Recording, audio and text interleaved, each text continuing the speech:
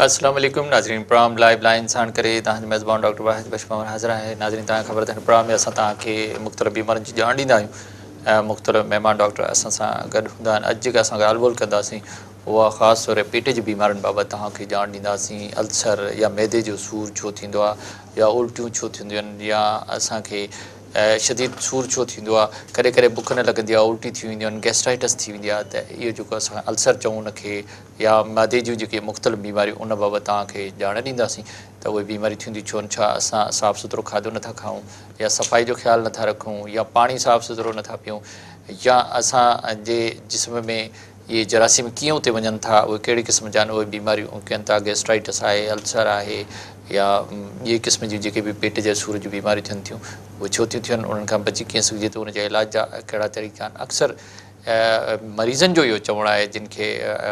मैदे जी तकलीफ़ आहे या अल्सर आहे त असां साल दवाऊं खाईंदा रहूं था पर ठीकु नथा थी सघूं। जेकॾहिं दवाऊं खाऊं था त ठीकु आहे, पर छॾे था ॾियूं त वरी उहा साॻी सूरत हाल थी वञे, बीमारी बरक़रार थी रहे। त छा असांजे खाधनि खे कीअं बहितर कजे त जीअं असां अहिड़ियूं जेके पेट जूं ख़तरनाक बीमारियूं उन्हनि खां बची सघूं या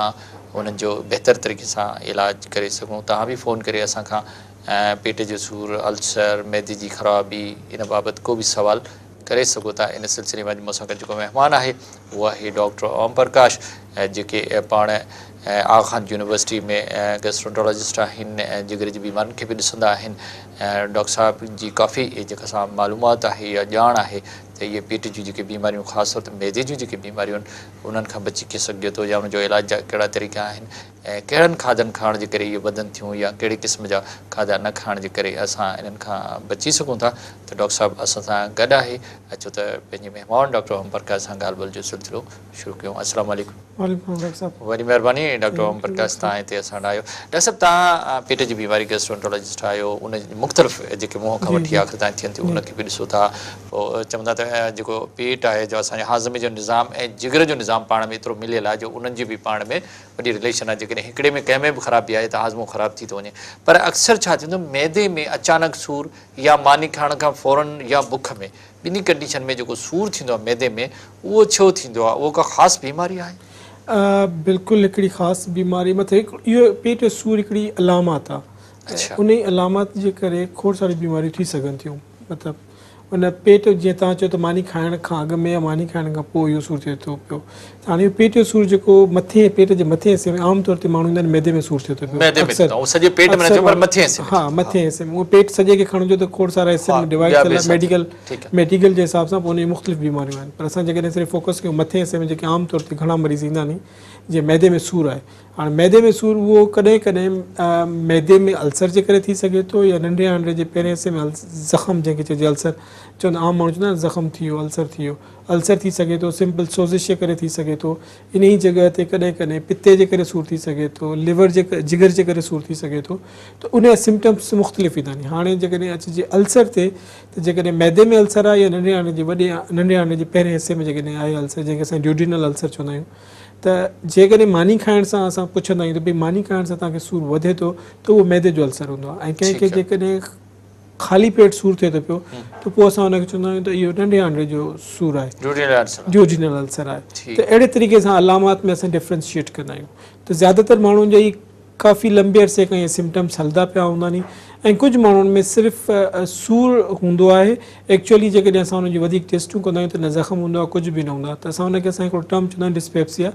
ऐं उनखे पोइ असां लेबल कंदा आहियूं फंक्शनल डिस्पेप्सिया, मतिलबु मैदे जो हसासियत वारी बीमारी। त अहिड़े तरीक़े सां काफ़ी सारियूं बीमारियूं आहिनि जेके इहे मैदे जूं या मैदे में सूर जो सबबु बणिजनि थियूं पियूं। ऐं जेको हाणे अल्सर जेकॾहिं खणिजे त आमतौर ते माण्हू चवंदा आहिनि एच पायलोरी इन्फेक्शन हिकिड़ी वबा फैली पई आहे। हर कोई माण्हू एच पायलोरी करे उन ते माण्हू डिॼंदा आहिनि। हाणे उहो WHO हिनखे कैंसर जो हिकिड़ो वॾो रीज़न लेबल कयो आहे त इहो कैंसर कराईंदो आहे मैदे जो।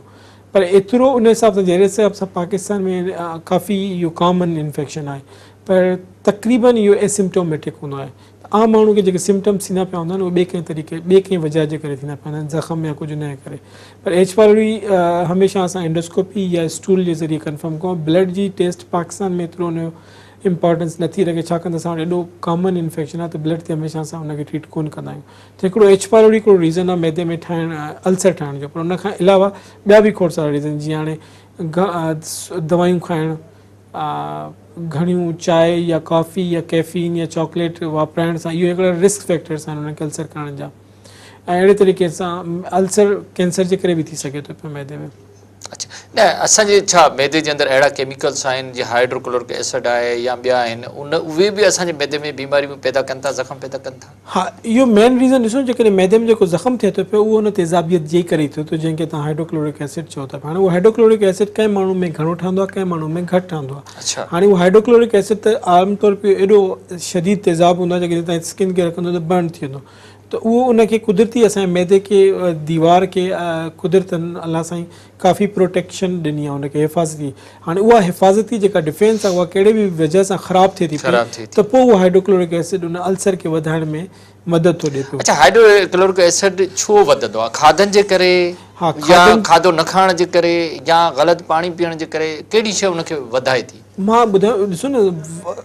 वधाइण जी त कुझु घटि ई बीमारियूं आहिनि। एक्चुअली उनजी जेका हाइड्रोक्लोरिक एसिड जा जेके असर पवनि था उनजी डिफेंस घटि थियण में उहे उन रीज़न्स हूंदा आहिनि। एक्चुअली उहे हाइड्रोक्लोरिक एसिड नॉर्मली हूंदो आहे पर असांजी जेका उन खां बचाव जी जेका मैकेनिज़म आहे उहा ख़राबु थी वञे त उन करे पोइ माण्हू चवंदा आहिनि तेज़ाबियत वधी वई। तेज़ाबियत एक्चुअली कोन वधंदी आहे, उन डिफेंस ख़राबु थींदो आहे त उहो जेको नॉर्मल तेज़ाब आहे उहो बि उनखे अफेक्ट कंदो आहे। अच्छा, उहो बि हाणे उहो उनखे असर कहिड़ी शइ थी करे पई, जीअं हाणे एच पाइलोरी आहे या जीअं कैफ़ीन, कॉफ़ी,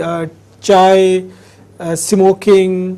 अहिड़े तरीक़े सां ड्रग्स आहिनि काफ़ी सारियूं, त उहे असांजी डिफेंस खे ख़राबु थी कनि त पोइ उन ते डॉक्टर ॿ टे शयूं ॻाल्हियूं उन में अचनि थियूं त जेको असांजो स्टमक आहे उन में या मैदो जंहिंखे खणी चऊं असां उन मुख़्तलिफ़ क़िस्म जा केमिकल या रतूबतूं रिलीज़ थींदियूं आहिनि। जॾहिं ख़ाली पेट हूंदो आहे त ॿियूं रिलीज़ थींदियूं आहिनि, जॾहिं तव्हां खाधो खाईंदा आहियो त मुख़्तलिफ़ पेप्सिन ॿिया जेके ईंदा आहिनि उहे ईंदा आहिनि, उहे हिनखे हाज़मे में मदद कंदा आहिनि। मथां बॉइल्ड एग खां बि जूस ईंदा आहिनि, इहे ईंदा आहिनि। त छा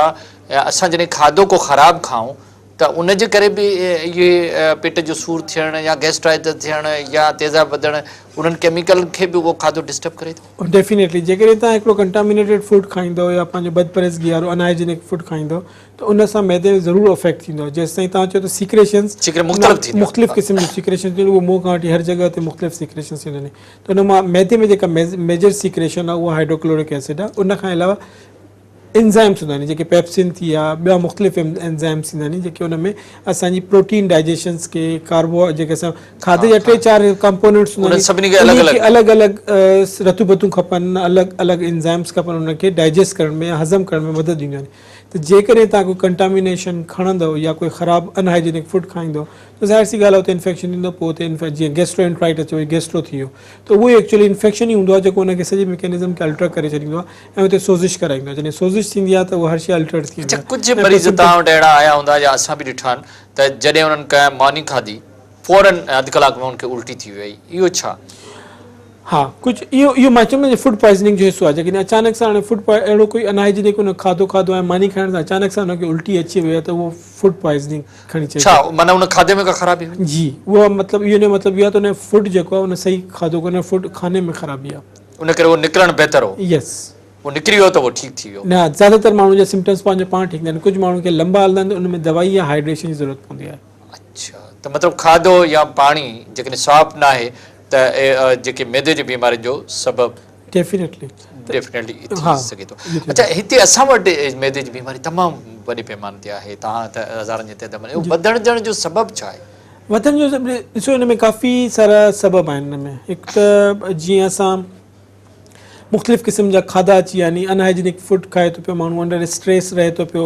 टाइमिंग्स प्रॉपरली फॉलो कोन था कनि, पंहिंजी रूटीन खे सही तरीक़े सां फॉलो था कोन था करनि पाए, पोइ कंहिं महिल मानी स्किप था कनि, पोइ जिते घुमंदे फिरंदे मानी खाई छॾी, रस्ते ते खाई छॾी, ॾिसनि कोन था। इहे शयूं जेके आहिनि काफ़ी कंट्रीब्यूट थियूं कनि पियूं इन्हनि बीमारियुनि में। ऐं ॿियो जीअं स्ट्रेस वधे थो पियो, ज़्यादातर माण्हुनि खे स्ट्रेस रिलेटेड प्रॉब्लम्स घणा हूंदा आहिनि, एक्चुअल प्रॉब्लम्स घटि हूंदा आहिनि। अच्छा, हिकिड़ो वॾो मसइलो आहे त भई सुबुह जो नाश्तो कयो, मंझंदि जी मानी न खाधी, वरी राति जी खाधी। जेकॾहिं को वक़फ़ो कयो, माना जाम नाश्तो न कयो या मंझंदि जी मानी खाधी या राति जो मानी न खाधी, इहो जेको गैप आहे जेको तव्हांजो हिकिड़ो असां वेलो छॾे था ॾियूं, छा इहो बि असांजो मैदे जी बीमारियुनि जो सबबु थिए थो? हाँ, इहो सबबु थी ॾिसो सिम्टम्स हाणे तव्हां जेकर हिकिड़ी मानी स्किप कंदो त नेक्स्ट मानी तव्हां ऑटोमेटिकली घणी खाइण जी कोशिशि कंदो, जॾहिं घणी खाइण जी कोशिशि कंदो त उहे पोइ माण्हू पोइ इहे सिम्टम्स थींदा आहिनि, मैदे में अफराई, पेट भरिजी वियो, पेट भारीपन थो लॻे, मुंहं में खटो पाणी थो अचे, मुंहं में वापसि खाधो थो अचे पियो, त अहिड़े तरीक़े सां चवंदा आहियूं त मानी काई छॾिजे न, ॾींहं में 3 दफ़ा जे बजाए 6 दफ़ा खाइजे ऐं स्मॉल अमाउंट्स में खाइजे, पूरो पेट भरे करे खाइजे न। जेको माण्हू स्किप करे थो पियो उहो वधीक ख़राबु आहे। त माण्हू ख़ाली पेट आहे त छा के मुख़्तलिफ़ गैसिस ठहनि थियूं जेके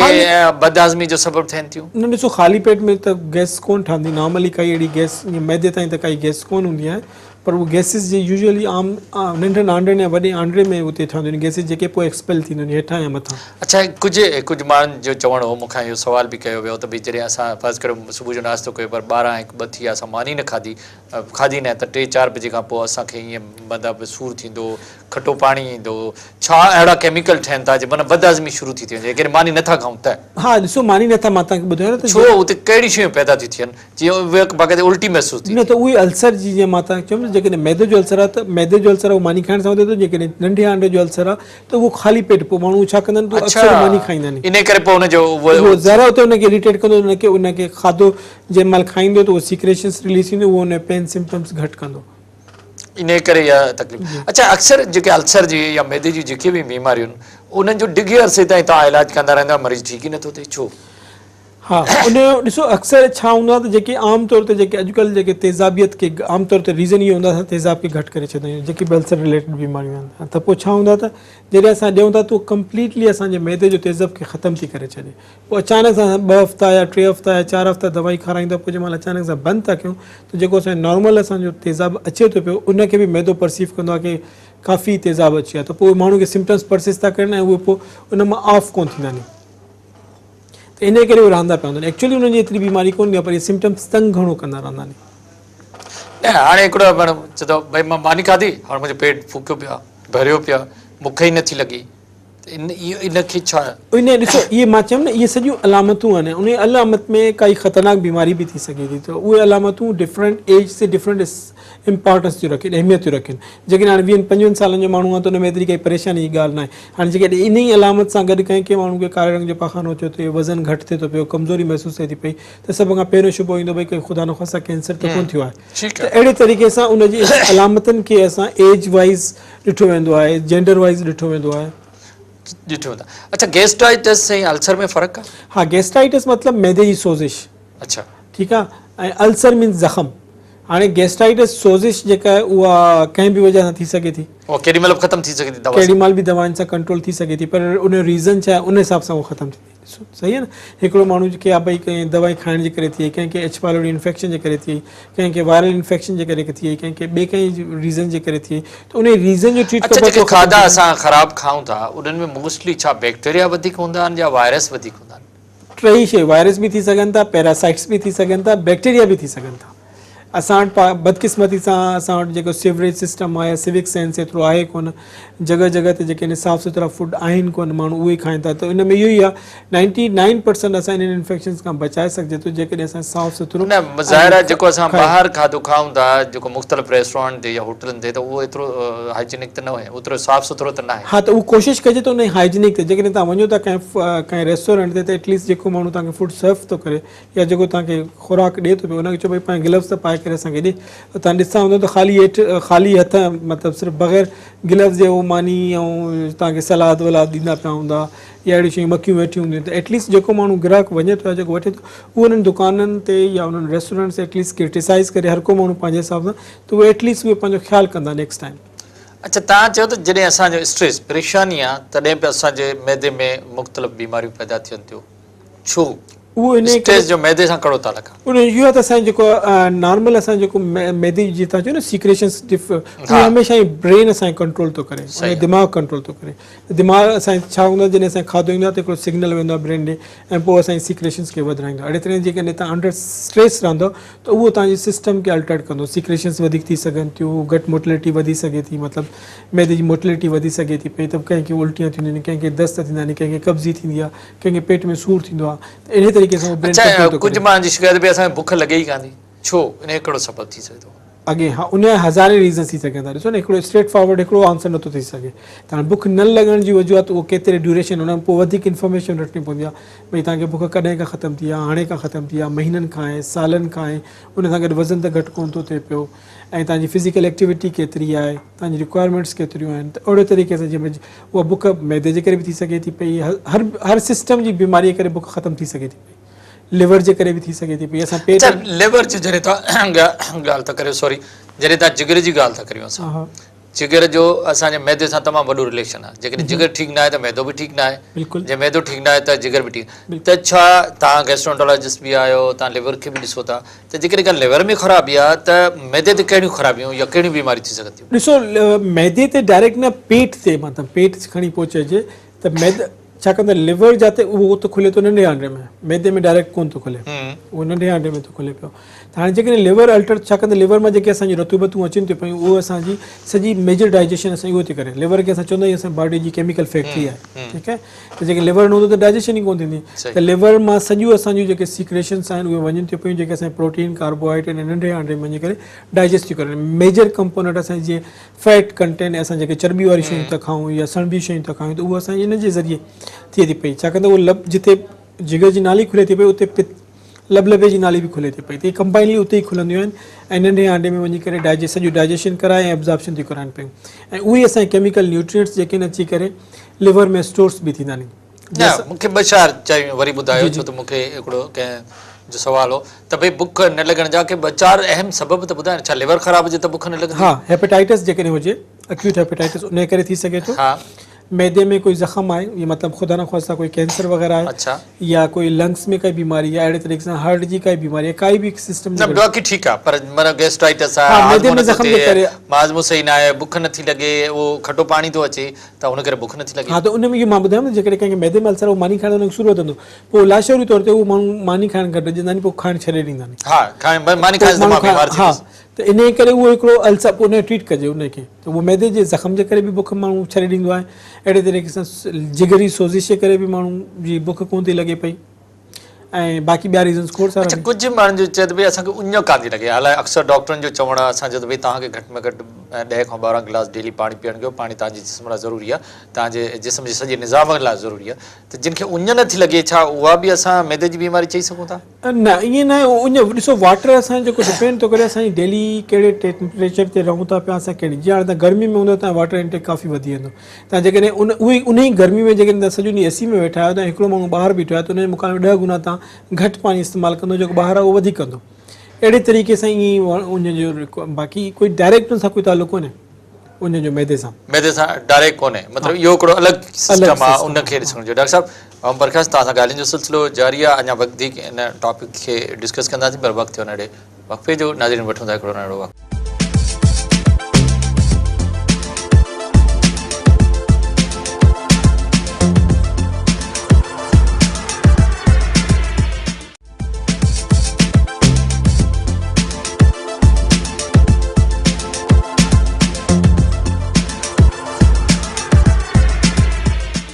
वेलकम बैक नाज़रीन अचो पंहिंजे ॻाल्हियुनि जो सिलसिलो ॿीहर डॉक्टर ओम प्रकाश सां शुरू कयूं डॉक्टर साहब मूंखे पहिरीं ॿुधायो त पेट जो फूकजणु या फुलनेस थियणु माना खाधो त पेट भरियो पिया इहो छा आहे इहो आम तरीक़े सां ॿुधायो हा इहो हिकिड़ो काफ़ी अहम मसइलो आहे ऐं काफ़ी कॉमन मसइलो आहे तक़रीबन माण्हू असां वटि पेट मैदे जो सूर या मैदो आफिरजी थो वञे या थोरी खाइण सां मानी इन में बि इहे रीज़न्स तक़रीबन साॻा ई नी पोइ कुझु माण्हुनि में जेकॾहिं कंहिंखे डायबिटीज़ आहे कंहिंखे शुगर आहे शुगर बि काफ़ी कॉमन आहे त शुगर जे करे बि उहो मैदे जी मूवमेंट स्लो थी वञे त उनखे असां गैस्ट्रोप्रेसिस पंहिंजी ज़बान में चवंदा आहियूं या वरी उहो मैदे जी रफ़्तार स्लो थी वेंदी आहे फुलनेस में उन में उहो मैदो फुलियल लॻंदो आहे माण्हू जो पेट उहे मां चवां थो शुगर हिकिड़ो शुगर मेन रीज़न आहे पर उनखां अलावा बि माण्हुनि में थियनि थो पियो त जीअं मां हिकिड़ो वर्ड इस्तेमालु कयो शुरू में डिस्पेप्सिया असां चवंदा आहियूं त उहो डिस्पेप्सिया 2 क़िस्मनि जो पेन जे करे बि थी सघे थो ऐं ब्लोटिंग पीरियड त माण्हुनि जा उहे फंक्शनली एक्चुअली उन में गैस एॾी जमा थींदी आहे जो चवंदा आहिनि 3 खां 5 सेंटीमीटर ताईं पेट आफिरजी वेंदो माण्हू एॾो टाइट थी वेंदो आहे कहिड़ो रीज़न आहे उनजो को वायरस आहे को बैक्टीरिया आहे को खाधो आहे छा आहे उनखे उहो केरु इहो ईअं थो करे उहो उनजी मोटिलिटी जो एबनॉर्मलिटी आहे जेकॾहिं असांजी कुदरतन असांजी मैदे में जेको आहे न हिकिड़ी रफ़्तार आहे कुदरत रखियल उन रफ़्तार सां हुनखे मूव करिणो हूंदो आहे उन में उहा ख़राबी थी अचनि उन ख़राबी जेका आहे न तेज़ाबियत जे करे थी सघे थी इन्फेक्शन्स जे करे अची सघे थी पई ऐं असांजो जेको नर्वस सिस्टम आहे उहो ख़राबु थी सघे जीअं माना दिमाग़ कंट्रोलिंग सिस्टम आहे उहो ख़राबु थी सघे थो पियो त उन जा रीज़न्स हर हिकु जा पंहिंजा ख़राबु खाधे जे करे थी सघे थो कंहिं ख़राबु खाधे अच्छा अक्सर माण्हू ईंदा तव्हां डॉक्टर साहिबु मूंखे गैस थी पियो व्हाट मीन गैस ॾिसो उहो पेट आपड़ी ॿियो असां वटि अक्सर माण्हू ईंदा साईं मां मानी खाईंदो आहियां जेका गैस उहो गैस थी पियो आहे ऐं गैस दिमाग़ ते चढ़ी वियो आहे जे हेठां हलंदो आहे मथे दिमाग़ ते त असां हुन ते खिलंदा आहियूं इहो कंसेप्ट छा आहे ग़लति कंसेप्ट आहे आम माण्हू में आम तर जेके माण्हू ईंदा आहिनि साईं असांखे फलां डॉक्टर चयो त गैस दिमाग़ ते चढ़ी आहे या कोई हकीम चई छॾंदा आहिनि त उन चई छॾिया त इहा मिसकंसेप्शन ई अहिड़ी काई गैस न आहे जो मैदे मां हले थी ऐं दिमाग़ ते चढ़े पर तव्हां ॾिसो न हाणे मेडिकल साइंस बि फुलनेस जॾहिं थिए थी असांजो जॾहिं जेको सॼो मैदे जी जेका सूरत हाल उहा स्लो थी वञे त उते गैसिस त ठहनि था उहे उनखे डिस्टर्ब त कनि था हा डिस्टर्ब कनि था पर दिमाग़ ते कोन मतिलबु ज़ाहिर आहे जॾहिं उहो हिते परेशान आहे त दिमाग़ उनखे चवे थो लाशोरी तो पर दिमाग़ चे पर दिमाग़ में चढ़े तो कोन थी न चढ़े तो कोन पर दिमाग़ उनखे चए तो त का गड़बड़ आहे हा गड़बड़ वो परसीव तो दिमाग़ ही कंदो पर वो इहो मतलब न है दिमाग़ में गैस चढ़ी वई है दिमाग़ उनखे इंडिकेट तो करे तो जाई प्रॉब्लम आहे हा वो इंडिकेशन है पर दिमाग़ इन मतलब न दिमाग़ से चढ़ी थी तो एक्चुअली उनमें पंहिंजो ॿियो साइकोलॉजिकल प्रॉब्लम्स घणा हूंदा आहिनि या ज़हनी माण्हू परेशान हूंदो आहे उनखे एंग्जाइटी हूंदी आहे घणी तो उहे उन्हनि खे ज़्यादा अफेक्ट कंदी आहे एक्चुअली वो स्ट्रेस रिलेटेड अच्छा ॿियो आहे त खटो पाणी जो अचणु मुंहं में इहो पाणी थो अचे इहो बि छा इन जो छा आहे इहो बि इनखे असां पंहिंजी ज़बान में गर्ड चवंदा आहियूं रिफ्लक्स डिज़ीज़ चवंदा आहियूं रिफ्लक्स छो थींदो आहे इहो इन करे थींदो आहे त जॾहिं मैदे जी जॻह मैदे जा कंटेंट्स जेके आहिनि जेको मैदे में खाधो आहे मैदे जो तेज़ाब आहे उहो असांखे खाधे जी नाली में जेकॾहिं अचे थो वापसि थो अचे त उहो असांखे सिम्टम्स उनखे असांखे रिफ्लक्स अलाह साईं हिकिड़ो गेट ठाहियो आहे हर जॻह ते न हिकिड़े कंपार्टमेंट खां ॿिए कंपार्टमेंट विच में गेट हूंदो आहे जे खाधे जी नाली ऐं मैदे जे विच में हिकिड़ो गेट हूंदो आहे त उहो गेट लूज़ थी वेंदो आहे पोइ जॾहिं असां मानी खायूं था या पेट भरे करे खाऊं था त उहो वापसि रिफ्लक्स थिए थो पियो उनजो सबबु छा आहे उन सबबु बचपन सां उन में हिकिड़ी हाइटल हर्निया थी सघे थो पियो उहो गेट चौड़ो थी सघे थो पियो उहो चौड़ो थी सघे थो उनजो लूज़ थिए थो जेको हिकिड़ो मुख़्तलिफ़ क़िस्म जो हिकिड़ो कांस्टेंट प्रेशर हूंदो आहे उहो प्रेशर लूज़ थी सघे थो पियो उन्हनि जा रीज़न्स खोड़ हूंदा आहिनि हिकिड़ो जीअं मां ॿुधायां हाइटल हर्निया थी वई बाय बर्थ डिफेक्ट आहे माना पैदाइशी हिकिड़ो इहो जेको जॾहिं असां मां अचां थो जॾहिं हाइड्रोक्लोरिक एसिड वधे थो त उहो बि उनखे डिस्टर्ब करे थो मां जी शुरू में चयुमि त वधण जूं कुझु हिकु ॿ बीमारियूं मुश्किल सां आहिनि जंहिंमें हाइड्रोक्लोरिक एसिड घणो वधे थो पियो अक्सर इहो वधियल न हूंदो आहे एक्चुअल जेको उन एसिड खे बचाइण जी जेके मैकेनिज़म उन्हनि में घणो प्रॉब्लम हूंदो आहे एसिड पंहिंजो नॉर्मली हूंदो आहे घणो एसिड आउटपुट न थींदो आहे त भई घणो एसिड ठही वियो उहो प्रॉब्लम अच्छा थोरो अॻिते अचूं हार्ट पर साड़ो हर वक़्त पाणी जो अचणु साड़ो छो थी थो इहो ई रिफ्लक्स जे करे जॾहिं असांजो तेज़ाब मथे थो अचे न त तेज़ाब जी जॻह मैदे में मथे न आहे हाणे जॾहिं खाधे जी नाली में अचे थो पियो उहो असांजे जेके असांजे दिमाग़ ते सिग्नल्स खणी था वञनि उहे असांजे पेन सेंसिटर्स जेके पेन सेंसर हूंदा आहिनि दर्द जा सेंसर उहे उनखे परसीव था कनि त एबनॉर्मली परसीव कंदा आहिनि त उहो असांखे फीलिंग्स ईंदी आहे त भई आम माण्हू अक्सर माण्हुनि खे चवंदा आहिनि त असांखे जीअं हार्ट अटैक थी आहे वीचारा असांजी दिलि जी क्लिनिक्स में पुॼी वेंदा आहिनि एमरजेंसी में राति जो पुॼी वेंदा आहिनि त उनखे असां एटिपिकल चेस्ट पेन चवंदा आहियूं एक्चुअली उहा रिफ्लक्स डिज़ीज़ हूंदी आहे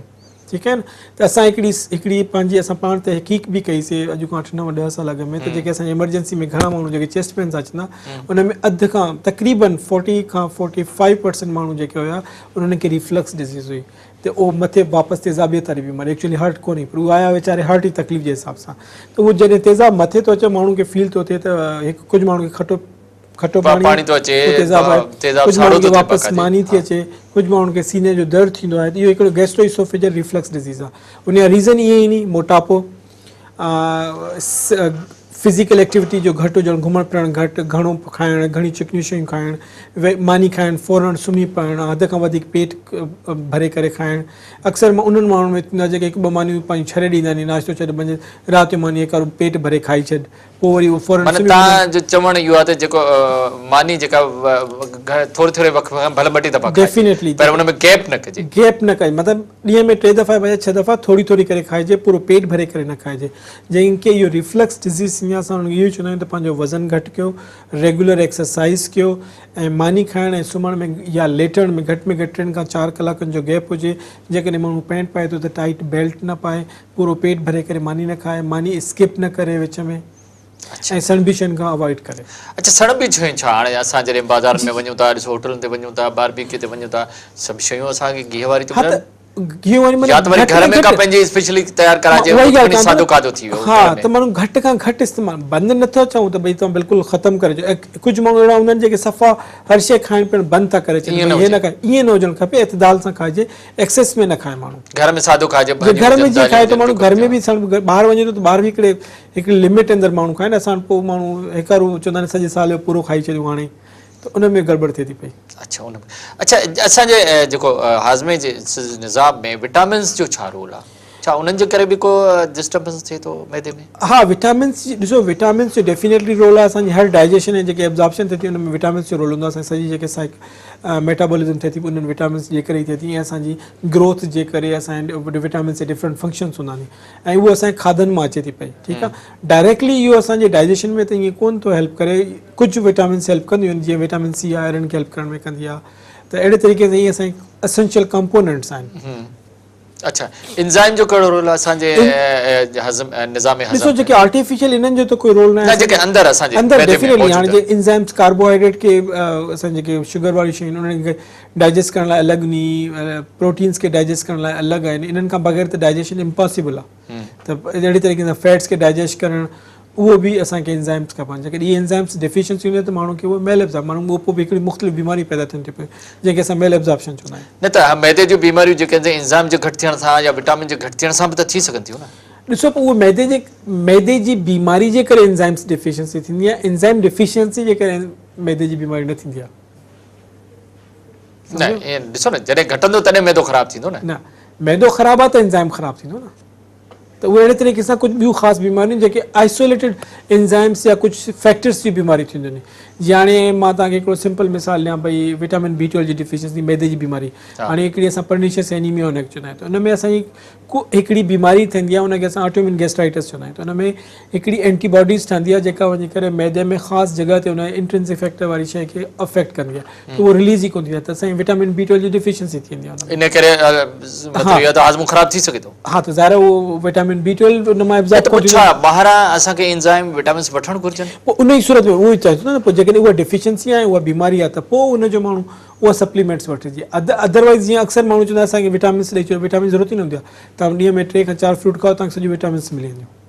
अच्छा न जॾहिं लिवर जूं जेके बीमारियूं हूंदियूं आहिनि उन में त तव्हां मोस्टली विटामिन B जो जेको सप्लीमेंट ॾींदा आहियो त फ़ाइदो थिए या डॉक्टर ॾींदा आहिनि या छो न लिवर में ॾिसो जेकॾहिं कंहिंखे पुराणी लिवर जी बीमारी आहे जिगर कमज़ोर थी चुको आहे उहो पंहिंजी न्यूट्रिशन सही तरीक़े सां खाए कोन थो पियो त पोइ हुन में एडिशनल सप्लीमेंट्स जी ज़रूरत हूंदी आहे। असां वटि छा हूंदो आहे जॾहिं कंहिं माण्हू खे चवंदा आहिनि हिनखे जिगर जी बीमारी आहे सभ खां पहिरियां पंहिंजो परहेज़ शुरू करे छॾींदा आहे जेको अननेसेसरी जंहिंजी का ज़रूरत ई न हूंदी आहे। सभ खां तव्हां ॿुधंदो कंहिंखे हेपेटाइटिस थी वियो कंहिंखे कामण थी वियो त पहिरियों पियो चवंदो गोश्त न खा हे न खा हो न खा हे न खा हर शइ बंदि था करे छॾनि त उन में उन मरीज़ जो वीचारो कबाड़ो था करे छॾनि। जॾहिं माण्हू खे को अहिड़ो सबबु आहे बग़ैर बीमारी जे करे बि मैदे में अहिड़ी सूरत हाल थिए थी बुख ई न लॻे ईअं थींदो आहे कॾहिं कॾहिं उन वरी तव्हां दवा बि ॾींदा आहियो नॉर्मल जेका असांजी रिक्वायरमेंट आहे ओतिरी त माण्हू खे खपंदी उहो त बुख लॻंदी बुख न लॻण जो रीज़न त हूंदो आहे डेफिनेटली त उहो रीज़न खे ॻोल्हणो पवंदो आहे उहो ई मां तव्हांखे चवंदो न ॾिसो बुख न एपेटाइज़र ज़रूरत न हूंदी आहे अक्सर उहो असांखे मां उहो ई तव्हांखे चयुमि त बुख हिकिड़ी अलामत आहे उनजी काई न काई अंडरलाइंग बीमारी ज़रूरु हूंदी उनखे ॻोल्हणो ज़रूरी आहे। हाणे ज़रूरी न आहे की बुख सिर्फ़ु मैदे जे करे बीमारी लॻंदी उहो मां तव्हांखे चयुमि न जिस्म जे कंहिं ॿी बीमारी जे करे बि बुख नथी लॻी सघे। अच्छा अक्सर माण्हुनि जे हिकिड़ी शायदि तव्हां वटि बि आया हुजनि माण्हू त भई असां जेकॾहिं पाणी बि पीऊं था तॾहिं बि असांजो गैस थिए थो गैस्ट्राइटिस थिए थी हाज़मो ख़राबु थो थिए पाणी बि हज़म नथो थिए त उहो जीअं मां तव्हांखे चयुमि त ऑलरेडी हिकिड़ी अल्सर जी बीमारी आहे मैदे में काई प्रॉब्लम आहे त उहो त कंहिं शइ सां बि उहो वधी सघे थो पियो कुझु माण्हुनि खे उहो वाटर सां घणो थिए थो कुझु माण्हुनि खे मानी खाइण सां वधीक थिए थो कुझु माण्हुनि खे चांहि सां घणो थिए थो पियो त अहिड़ी तरीक़े सां उहो बीमारी एक्चुअली उहा सेम हूंदी आहे पर हर माण्हू जी सिम्टम्स जेके हूंदा आहिनि उहे डिफरेंट तरीक़े सां मैनिफेस्ट कंदा आहिनि। अच्छा इलाजु आहे इन्हनि सभिनी बीमारियुनि जो तव्हां मतिलबु हार्ट आहे पाणी थो अचे फुलनेस आहे पेट बिल्कुलु फूकियो पियो आहे सूर थिए थो मैदे में बुख नथी लहे इन्हनि सभिनी जो इलाजु मौजूदु डेफिनेटली सभिनी जो इलाजु आहे उन जीअं तव्हांखे चयुमि त जेका बीमारी जंहिंजो रीज़न हुजे उन बीमारी जो इलाजु हमेशह थींदो आहे त हमेशह पहिरियां हुनजो कॉज़ आइडेंटिफाई कजे ऐं हुनजो ट्रीट कजे त जीअं हाणे तव्हां गर्ड जी चई त गर्ड में ॾिसो हिन सभ खां पहिरियां अवाम लाइ इहा आहे त एहतियाती तदाबीर कहिड़ियूं कजनि या रिफ्लक्स डिज़ीज़ आहे रिफ्लक्स डिज़ीज़ में तव्हांखे चयुमि त फिज़िकल एक्टिविटी हुजे मानी स्किप न कजे घणी सणबी न खाइजे पूरो पेट भरे करे न खाइजे नंढियूं नंढियूं 3 खां बजाए 6 दफ़ा मानी खाइजे मानी खाइण ऐं सुम्हण जे विच में 3 घंटनि जो गैप हुजणु खपे वेट जेकॾहिं कंहिंजो वधीक आहे त उहो पंहिंजो वज़न घटि कजे ऐं चिकनी शयुनि खां परहेज़ कजे अहिड़े तरीक़े सां जेकॾहिं अल्सर आहे त अल्सर जो बि इलाजु मौजूदु आहे अल्सर जो हाणे 90% रीज़न हूंदो आहे जेके जेके कैंसर खां बग़ैर वारा अल्सर उहे H. pylori करे थींदा आहिनि जेकॾहिं असां कंफर्म था कयूं H. pylori त H. pylori जो जेकॾहिं ट्रीट कंदासीं त उहो अल्सर ठीकु थी वेंदो अहिड़े तरीक़े सां मैदे में जेकॾहिं सोज़िश या ॿिए कंहिं अच्छा हिकिड़ी शिकायत आहे जेका तव्हां वटि बि आई हूंदी असां वटि बि आहे जॾहिं मरीज़ मिलंदा भई असां दवा वरिती डॉक्टर ओम खां वरिती ए खां वरिती बी खां वरिती 7 ॾींहं 15 ॾींहं खाधासीं ठीकु आहे वरी उहा अल्सर जी या मैदे जी दवा छॾे ॾिनीसीं वरी 2 हफ़्ते खां पोइ वरी साॻी सूरत हाल ईअं छो आहे इहो हिकिड़ो तक़रीबन क्रॉनिक प्रॉब्लम्स थींदा नी ऐं इहे परसिस्टेंट प्रॉब्लम हूंदो उन में मेजर प्रॉब्लम जेको हूंदो आहे हिकिड़ो सिंपल माइनर टेक्निकल हूंदो आहे त माण्हू जेकॾहिं तेज़ाबियत वारी दवायूं था खाइनि न उहे अचानक सां बंदि था कनि भई तव्हां 2 हफ़्ता खाधी ऐं पोइ उन 2 हफ़्तनि में असांजे मैदे में तेज़ाब हूंदो ई न उहे एतिरियूं स्ट्रॉन्ग दवायूं हूंदियूं जो असांजे तेज़ाब खे बिल्कुलु ख़तमु थिए पोइ जॾहिं असां 2 हफ़्तनि खां पोइ उहा दवाई बंदि था कयूं ऐं पोइ नॉर्मल जेको असांखे तेज़ाब अचे थो पेट मैदे में त मैदो परसीव कंदो आहे त काफ़ी तेज़ाब अची वियो आहे जिस्म में त उहो पोइ माण्हू खे सिम्टम्स पोइ उहो उन ते हैबिट आदत पइजी वञे पोइ फुलनेस थींदी पोइ फुलनेस या तेज़ाबियत सिम्टम्स अल्सर जा सिम्टम्स थींदा त इन तरीक़े सां उनखे ग्रेजुअली उनखे दवाई खे बंदि कबो आहे त एटलीस्ट पंहिंजो ड्यूरेशन ख़तमु कई हाणे H. pylori इंफेक्शन 7 या 10 या 14 ॾींहंनि जी एंटीबायोटिक्स उन मुख़्तलिफ़ क़िस्म जा रेजिमेंट हूंदा नी उहे एंटीबायोटिक्स ॾेई करे उन खां अलावा जेका तेज़ाबियत खे ख़तमु करण वारी दवाई आहे उहा घटि में घटि 6 खां 12 हफ़्ता ॾिबी आहे ऐं उहा उनखे आस्ता आस्ता सां टेकल कंदा इहे चयो वञे थो त अल्सर या जेके मैदे जी बीमारियूं उन्हनि जो इलाजु तक़रीबन 3 खां 6 महीननि ताईं हलंदो आहे इहा ॻाल्हि सही आहे हा उहो मां चवां 6 खां 12 हफ़्ता मथे बि हली सघे थो पियो इहा ॻाल्हि सही आहे पर अल्सर जेको काज़ आहे जेकॾहिं H. pylori आहे उहो 10 खां 14 ॾींहं मुख़्तलिफ़ क़िस्म जी एंटीबायोटिक्स आहिनि उहो पोइ डॉक्टर डिसाइड कंदो त कहिड़ी एंटीबायोटिक ॾिए थो पियो न मतिलबु वरी उहो ई पहिरियों सुवाल त भई दवा जॾहिं 15 ॾींहं खाधी या महीनो खाधी उन खां पोइ ठीकु थियणु घुरिजे ॿीहर छो खाए वठे न पर लंबे अरसे जी उन ज़रूरत आहे उन खपे उन बीमारी जो हिकिड़ो ड्यूरेशन आहे हर बीमारी जो हिकिड़ो कानूनी हिकिड़ो ठहियलु अहिड़ी तरीक़े रिसर्च बेस ते भई तव्हांखे ॿुधायो त 6 खां 12 हफ़्तनि ताईं उहो हलंदो आहे न त ठीकु छो न थियो या वरी जेको न ॿ शयूं हिते पर असां ठीकु छो न थियासीं मूंखां इहो सुवालु माण्हू कंदा आहिनि असां डॉक्टर वटि वियासीं हिकु दफ़ो वियासीं ॿिए दफ़ा ठीकु न थियासीं वरी छा असांजो जेको एनवायरमेंट एॾो ख़राबु आहे जॾहिं हू 15 ॾींहं दवा छॾे थो त वरी उहे ई जरासीम उहे बैक्टीरिया वापसि उहे जरासीम वरी लॻी सघनि था पिया ऐं वरी उहे ई अहिड़े तरीक़े सां जीअं तव्हांखे चयो न त H. pylori जरासीम जे जेकॾहिं असांजो पेट जो सूरु हुन में 50% माण्हुनि जो हसासियत जे करे हूंदो आहे त हसास मतिलबु स्ट्रेस रिलेटेड या परेशानी जे करे त लाशोरी तौर ते माण्हुनि खे इहे सिम्टम्स ईंदा आहिनि उनखे एक्चुअली प्रॉब्लम स्ट्रेस जो हूंदो आहे त उहो जेकॾहिं जेसिताईं उहो स्ट्रेस रहंदो इहे सिम्टम्स बि रहंदा अच्छा हाणे तव्हां चओ था परेशानी थिए त छा परेशानी जेका आहे उहा बि असांजे मैदे जी बीमारियुनि जो जेकॾहिं सबबु आहे त उनजो इलाजु आहे हा त उन परेशानी खे असां कंट्रोल कयूं ऐं परेशानी खे जेकॾहिं इलाजु कजे त इहे सिम्टम्स बि ख़तमु थी वेंदा नी अक्सर माण्हुनि जो आहे त भई असांखे अहिड़ो तरीक़ो ॿुधायो त मैदे जूं जेके बि बीमारियूं अल्सर आहे फुलनेस आहे जॾहिं असां हिकु दफ़ो दवा वठूं त वरी ॿिए दफ़े दवा वठण जी ज़रूरत न पवे इन लाइ तव्हां छा चवंदो ॾिसो इन बहितरी त इहो आहे त उनखां परहेज़ कजे त साफ़ु सुथिरो खाइजे ऐं पंहिंजी हेल्दी लाइफ स्टाइल रखे ऐं इन्हनि बीमारियुनि खां बचंदो त बाक़ी इहे बीमारियूं जेके न हेठि मथे थींदियूं रहंदियूं माण्हुनि खे सिम्टम्स रहंदा आहिनि बिल्कुलु चए डेफिनेटली ख़तमु थी सघे थी पई प्रोवाइडेड जेकॾहिं तव्हां पंहिंजी ज़िंदगी जेका आहे न सुठे हेल्दी त साफ़ु सुथिरो रहो साफ़ु सुथिरो खाओ ऐं पंहिंजी ज़िंदगी सुठे नमूने सां गुज़ारो फिज़िकल एक्टिविटी सुठी रखो डॉक्टर ओम प्रकाश तव्हांजी वॾी महिरबानी नाज़रीन असां सां गॾु हो डॉक्टर ओम प्रकाश जेको असांखे मैदे जी बीमारियुनि बाबति ॼाण ॾेई ॾाढी ज़बरदस्त ॻाल्हि कई त इहे जेके मैदे जूं बीमारियूं आहिनि इहे असांजे खाधे ऐं खाइण पीअण सां गॾु आहिनि छॾे बि वेंदियूं आहिनि दवा बि वठंदा आहियूं वरी असां इन एनवायरमेंट में जेकॾहिं मुख़्तलिफ़ जरासीम बैक्टीरिया असांजे पेट में वञनि था त साॻियूं बीमारियूं थी सघनि थियूं इन करे इहे असां सां जुड़ियल आहिनि असांजे खाधे सां असांजे खाइण पीअण सां जुड़ियल आहिनि पर ॻाल्हि इहा ज़बरदस्त कई त पंहिंजो बि सफ़ाई जो ख़्यालु रखो पंहिंजो खाधो साफ़ु सुथिरो रखो ऐं जेकॾहिं का बीमारी हुजे त कंहिं डॉक्टर खे ॾेखारियो डॉक्टर साहिब जिन ॻाल्हियुनि ते असां अमल कयो त असां इन्हनि बीमारियुनि खां बचंदा रहंदासीं बहितरीन सुठी ज़िंदगी गुज़ारे सघूं था इन ते प्रोग्राम लाइफ लाइन जो वक़्तु पूरो थियो पंहिंजे मेज़बान डॉक्टर वाहिद बख्श मौर खे इजाज़त ॾींदा अल्लाह हाफ़िज़